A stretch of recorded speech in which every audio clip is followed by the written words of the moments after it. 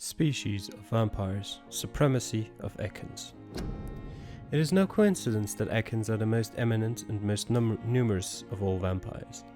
Ekans are the true aristocracy of immortals, and, if I may add, they are the only ones able to stay at the top of the food chain. Everywhere I travelled, I only met Ekans assuming mortal lives or forming an immortal society. Ekans are the most human, most clever, and most educated of all vampires. Don't get me wrong here, I have nothing against more exotic species like Volkod who share the gift of immortality with us. Most of them can prove useful if properly canalized toward a clear goal. But they lack the most important trait of all, the ability to mingle with mortals without being spotted. Therefore the Ascalon Club should only accept Ekan of the highest lineage as members of its inner circle. Depending on circumstances, Volkods could be accepted as war dogs or hunting hounds, as long as they obey our laws. Luckily enough, these lesser cousins have a natural tendency to submit and obey their masters. From The Law of Ascalon by Lord Redgrave, founder. Species of vampires, the violence of Volkods. Never let the size of a Volkod fool you. These massive bastards can be as quick as any leech, and they can be put down the same way, by puncturing and pinning their rotten carcass to the ground before beheading them. Remember, it's all about preparation and exploiting your target's weaknesses. The problem, of course, is that Volkods have no weaknesses. They are strong, fast, sensible, and deadly.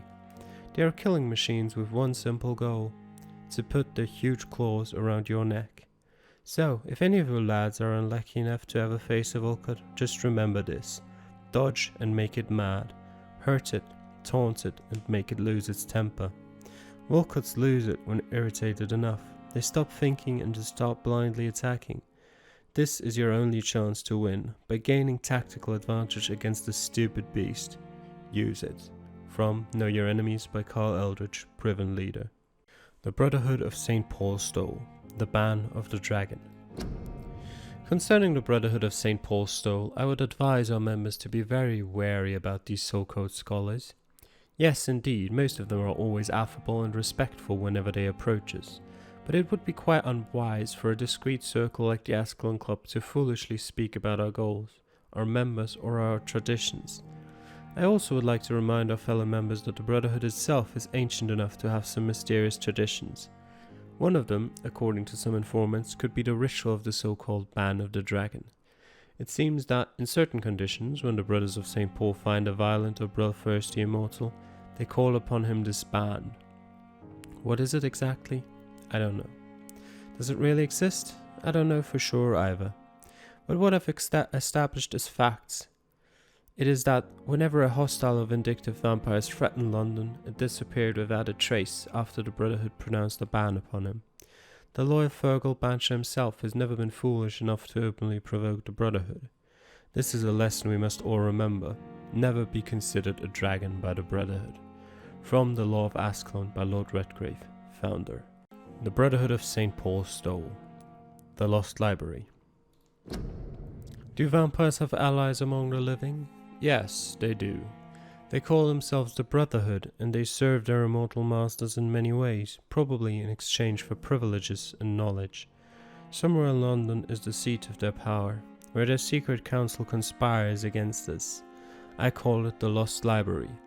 It is a place where these traitors gather many occult and lost books. I personally offer £1,000 to the first who can give me the proof of the existence of this library and its exact location. Clarence Crossley. For more information, please contact me directly. The Great Hunt. Hail to our fallen comrades. Hail to our fallen comrades. Hail to their bravery, for we prevailed. The God prevailed, my brothers. We hunted them down, the enemies of mankind, hidden in the dark tunnels of our modern cities. We found them in the nests and dens, and they perished. We brought the fires of battles to the blackest pits. Never had such large-scale war been engaged by mortals against immortals. Remember this victory, my brothers, for it seals and proves our methods. Never sleep, never surrender, never give up. Yes, my brothers, our method is good, and England is safer tonight thanks to you. Thanks to those of us bitten and killed by the enemy, or our trembling hand when they turned against us. Do not tremble, my brothers, do not doubt. I cry, tonight for the fallen comrades. I cry, for I'm an old man who finally saw my goal accomplished as I live my last years on this earth. The God of Priwen is only half a century old, and we've already accomplished much more, the traitors of St. Paul, in half a millennium. This was our first great hunt. Let them leeches who survived our wrath remember we won't stop. From The Adversary by Kendall Stone, founder of the God of Priwen. The Great Hunt, the Blood Night Tragedy. Only a few of us remain after the shock of the Great Hunt. I was one of them. I remember how the sudden attack of the enemy caught us all by surprise. Blood was shed during those few nights. Some of us who survived chose to exile. I don't blame them, but I regret their lack of fortitude. For it is courage we need to protect the interests of the Empire. Courage. We need to defend the values we stand for. May we all remember that William Marshall himself never lowered his head. My beloved Maker may be gone now, but his presence is still among us. We keep a few drops of his sacred blood to remind us what we are and what we seek. Honor, purity, and excellence. I had the privilege of speaking with the knight many times, as his progeny and as his friend. He spoke to me of the tear of angels, the holy beverage supposed to appease the inextinguishable hunger we all feel, that he never ceased to search, even without knowing if such artifact exists. I admired his tenacity, and it is this tenacity, this indefectible belief in something bigger than us, that will make us survive any future great hunt launched by our enemies. Ascalon will be rebuilt, always, for it is an ideal. From The Law of Ascalon by Lord Redgrave, founder. The Great Hunt, the Crime of Lost Knowledge. Vampires are dangerous, deadly, vicious sometimes. This is a fact and I won't deny it. And that's precisely why we must understand what they are, sometimes who they are, in order to achieve a better mutual understanding. Do you remember the interview with Titus Flavius Josephus conducted by one of us in 1548 when he finally encountered the creature in Spain? Do you remember how each of the very carefully chosen words expressed by this vampire warmed our heart each time we read them, for they were all extraordinary windows to a past of which we only have glimpses? Well, Titus Flavius Josephus is no more, since the Vatican's hunters destroyed him a few weeks ago, and with him vanishes unearthed treasures of knowledge about the pillars of our civilization. This is a crime probably as heartbreaking as the killing of an innocent life by a vampire. This is exactly why the path of the God of Priwen is as criminal as it is barren, for each time they successfully conduct one of their methodical hunts on the old vampires of England, instead of carefully and respectfully approaching them, they destroy a part of our common roots with the immortals. They wipe an opportunity. The concept of great hunt is a crime, for it blindly kills words and thoughts. From Drinking at the Fountain of Knowledge by Usher Tawtry, Primate of St. Paul. The God of Priwen, new practices, new tactics. I know that some of our companions consider that the best advantage we have in our fight against leeches is that they can't go out during the day, thus we can hunt them down when they hide, powerless, in their sleep. This is a rookie mistake. First, because vampires are clever, and they have countless ruses and tricks to avoid being spotted in their den. Second, because they deploy many deadly traps to kill any intruders in what they consider their most precious sanctuary. It would cost us too much men and too much time to explore and eradicate vampires in their hideouts. The best tactic is to follow and destroy them when they really are vulnerable, when they hunt at night. It is much easier to attack them then, for they can easily be spotted. That's why the God of Priwen must evolve and deploy new tactics to hunt leeches, small and mobile patrols, tactics based on technological advantages. Modern communications. We can learn many things from the war in France: new strategy, new equipment, and new weaponry. Grenades, white phosphorus, ultraviolet light, bulletproof vests, and flamethrower. It is time for the God to embrace the 20th century. From A New War by Geoffrey McCollum, Priwen leader. The legendary vampires, the blood goddess heresy. Great Britain is at risk, always, from many enemies. This we always must keep in mind, as members of the Ascalon Club. But the worst enemy of all, the one we must always look for and crush down without mercy, is the inner enemy, the enemy within the closed circle of our immortal community. Heresy is the name of this enemy.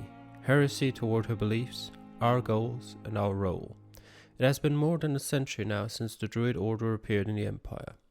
First we thought they were just a minor blood cult, destined to disappear quicker than it had risen up. But the seed was strong and the tree is blooming. What do they seek, these vampire traitors? To go back to some fantasy golden age of vampires? No. To worship some imaginary blood goddess who demand human sacrifice? Of course not. What they seek is power. What they seek is to challenge our authority as the Supreme Shadow Cabinet, destined to rule the Empire's destiny. Look at what they claim: to accept and welcome any Skull who embraces their faith and belief, to openly hunt and kill mortals, for they are just prey for their legitimate appetite, to install a new religion supposed to regulate every aspect of immortal life. No, my dear companions, the blood goddess heresy is not about wearing white togas or dancing naked under the moon in stone circles. It is not about going back to the forgotten roots of our species. It is about undermining the pillars of civilization as we know it. We are Ascalon. We are the guides of mortals through ages to a better future. We may lie to them, but we care and protect them from all enemies, and this Druid Order is one of them. From The Law of Ascalon by Lord Redgrave, founder. The need for blood. Vampires feed on our soul. Vampires drink our blood, but they feed on our soul. How could we believe that any man or woman killed by these foul creatures, bitten by their filthy mouths, could then be accepted in heaven? No. Their bodies have been defiled, and their souls have been corrupted. Their place is now in hell, with the legions of blood-sucking demons. Vampires feed on our souls. Clarence Crossley. For more information, please contact me directly. The origin of vampires, the antique figure of the Vricolakas. Of my many journeys, I believe I was the most amazed by my exploration of the Mediterranean Isles, and particularly the island of Santorini, searching for traces of vampire presence in these sunburnt lands. Herodotus himself refers to this island in his 4th book, and I'm personally convinced that there are many mysteries to be unveiled in this part of the world. Who knows that even today the island of Santorini is still considered by some as the most vampire-infested place in the world, way more than the Carpathians, and that its inhabitants are considered as specialists of the vampire hunt, or the hunt for Vricolakas as they call this creature. According to the local myths, the Vricolakas is a dead person who does not decay, and who can show a vermilion complexion as long as he is gorged with fresh blood. He cannot enter a house without knocking and getting a response. Garlic makes him flee. He does not consume under the sun, but his skin blackens. He can change into wolf and other animals. What struck me the most is that the same name exists with small variations from Mediterranean Sea to the Balkans. The Greeks call him the Vricolakas, the Bulgarians and the Macedonians name him Varkolak or Varkolak. The Serbians call him Vukodlak, yes, Vukodlak, a name so similar to the Volkot we already know, my dear brothers. Just to write the few words now gives me the shivers. I'm personally convinced that we are here confronted to some sort of proto-vampire. Maybe they are a missing link between the modern vampires and the creatures that came before them. If God allows me enough time, I wish one day to go back to Santorini Island and find the trail of this antique and forgotten figure.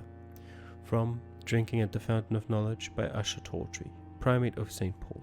The origin of vampires, the heresy of the pure blood.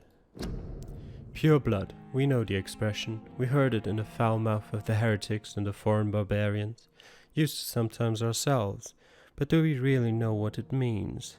A vampire born from an immortal belly? What a disgusting idea. How would such a creature find its place among the livings? What would be its purpose? Ours is clear, gentlemen. Ascalon is here to protect the Empire and all its citizens. We are the protectors and shepherds, even when sometimes sacrifice a sheep for a sustenance. Whoever will be found guilty of succumbing to the desire of breeding immortal children shall be eradicated. From The Law of Ascalon by Lord Redgrave, founder. The Skulls, extermination of the rodents. No mercy, no excuse, no forgiveness. These are the simple rules all members of the club shall apply when dealing with skulls. Whenever you face one, exterminate it. Whenever you suspect a vampire of creating skulls, report him immediately to Fergal Bansha and to myself. Skulls are a permanent threat to us, for these despicable creatures have no control of their appetite or their primitive instincts. The only case when a skull can be momentarily spared is as long as he can provide us really useful information for our projects. In any other cases, London must be cleansed of these disgusting rodents. From The Law of Ascalon by Lord Redgrave, founder. The Skulls. Origin of the Skulls. It has been established for some time now that skull is the vernacular name of a different species of lesser blood drinkers. A skull often seems to be the victim of a vampire attack who miraculously survived death and came back as a crooked version of its maker. According to many observations made by our order throughout the centuries, skulls are generally despised and killed by vampires, who consider them lesser and despicable creatures. The name itself means slave. They also have been called Sakaliba, Sklavus, or Sklavinoi. This shows how old these creatures are and how their makers perceive them. This may be why skulls often tend to form small and discrete communities that stick together. It is also interesting to note that skulls seem to call themselves this way, as if they have accepted for a long time their status as inferior servants among vampires. It is more difficult for a skull to hide its monstrous nature. Pale skin, terrible teeth, strange emaciation, dilated and staring pupils. Many have lost all hair and they show wounds and scars, which stay open without ever completely healing. They also seem capable of surviving by eating the flesh of the dead, while vampires need blood from the living. They may be the real origin of the mythical figure of the ghoul, the folklore creature who lurk in cemeteries and feed from the dead. A skull is a miserable creature. Most of the times, they fear to be seen by both humans and vampires. In some regions, older skulls have been witnessed nearby vampires as servant or slaves, obtaining protection by sacrificing their freedom. Most of the skulls are descended from Ekans and show humanoid silhouettes. Much more uncommon, some present a more canine aspect and behave like wolves. They are sometimes called vulpes in ancient texts. At least a third type exists, in the shape of a bird of bat, and they are called corvus. William Marshall himself referred 3 times to some bat-shaped creatures he called vampire in his memoirs. Other types may exist, unknown or identified for now. From Drinking at the Fountain of Knowledge by Usher Tawdry, Primate of St. Paul. The Skulls, the Icar's Threat. Of all the evil and foul skulls I ever had to fight, the Ichor, or Ichor, may be the worst. Not because of its fighting prowess, even if it remains a powerful and dangerous opponent, not because of its superior wit or cunning plans. An Ichor is quite blunt and straightforward in its actions and objectives: spread diseases, contagions and epidemics whenever and wherever it can. An Ichor is the incarnation of viruses and infections. Wherever it goes, sickness appears and quickly spreads. It is like it only walks this earth to generate plagues and epidemics, as if its skin itself diffuses sickness. Ichors are clever, sneaky, malevolent and ferocious, capable of enduring many wounds. To spoil a water tank, a granary or a banquet, this is the kind of things an Ichor would enjoy to do, in order to please its putrid and perverse nature. They are so rare that we do not know anything about them. The Lazy Brotherhood believes that they should not be considered vampires or skull, but something else. All I know is this: an Ichor must be destroyed by all means necessary as soon as it is spotted. From Know Your Enemies by Carl Eldridge, Priun leader. The Story of Ascalon, History and Purpose of the Ascalon Club. The Ascalon Club is an association of gentlemen secretly aiming for the protection of the Crown's interests. I founded it in 1837 to honour and perpetuate the legacy of my maker, William Marshall, 1st Earl of Pembroke and true protector of England. All the members of the club must be of good extraction and flawless moral fibre. Since the club accepts mortal members who will be duly observed and valued as proper candidates for immortality, the goal of the club is to impose respectable traditions and behaviours amongst the good vampire society, but also to promote and expand the imperial hegemony of England. We are the true elite of British society. We are Ascalon, the Holy Lance held by St. George, protector of England, when the saint slew the dragon. As lance bearers ourselves, we vow to defend the Empire's interests. From The Law of Ascalon by Lord Redgrave, founder. The story of Ascalon, vampire factions and skulls. Vampire and the God will never have a common interest. Never. Not as long as I live. Not after I die and pass the torch to another leader. I know some of us have witnessed a strange and huge vampire hunting down skulls just like we do. He is well dressed and seems to speak eloquently, but don't be fooled. If this unknown leech and his friends seem to hate skulls as much as we do, some others offer them safe haven in exchange for obedience. Scouts in the north have reported that strange ceremonies occur in the secluded forests of Scotland. Ceremonies of blood and human sacrifice to old pagan gods. They may be adversaries to the London vampires, but none of these leech factions could be our allies. All vampires must be destroyed, and no alliance will be made between them and us. From The Adversary by Candlestone, founder of the God of Previn. Weaknesses of vampires. About the use of garlic and wooden stakes. Dear brothers, I must now draw your attention to a very important point. The use of garlic as a protection against vampires. Let's be crystal clear on the subject. Garlic will never protect you against those creatures, no matter how fresh, how strong, and how smelly. Garlic is totally useless as a defense. I can never say enough how damaging that novel of Bram Stoker has been. Yes, of course, population of Slavic countries place garlic cloves in coffins. Yes, of course, inhabitants of Santorini Island hang garlic on their windows. There would be so much to write about this place, and someday soon I hope to go back to this island to further explore its occult tradition. But that is not to protect the living from the devil. It is to tell the dead that they are aware of their malevolence. It is a symbol, nothing more and nothing less. So please, by all means, yes, wear garlic, show garlic, hang garlic, and tell the shadows that you are not afraid. But if you're looking for supernatural protection, you will have to search much deeper into the forgotten secrets of the occult tradition. For here is the truth, my fellow brothers. Garlic does not repel vampire, but all the fresh plants will hurt them. It is as if their body could not stand the presence of botanical elements. I have seen an enraged Vulp flee when whacked with a rose. Yes, a simple rose. I have witnessed a violent Achen fall down and beg for mercy when struck by a wooden stake. I don't know why it is so effective, and I would give my left arm to find the answer to that mystery, but the truth remains nevertheless. Vampires are very sensitive to fresh herbs, plants, and woods. From Facing the Shadows, How and Why by Usher Tawtry, Primate of St. Paul. Weaknesses of vampires, fire and sun. Leeches do not fear the sun or fire, and they do not burst into flames or ashes when they are caught on the rays of daylight. But it hurts them good, really good. I've personally chained a vampire to a tree to see what would happen when the sun rises.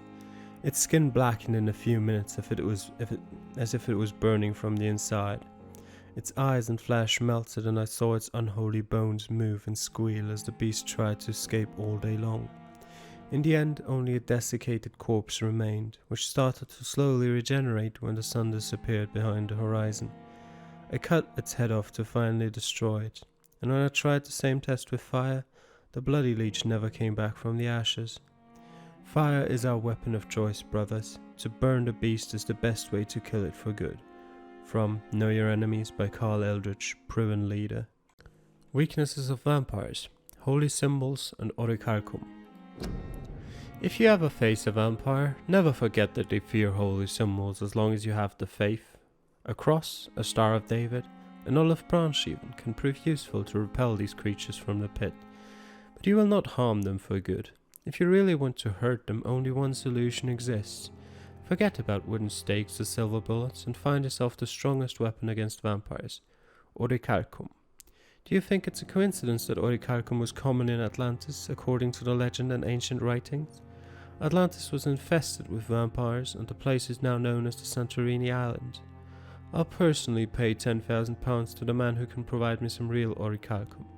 Clarence Crossley. For more information, please contact me directly.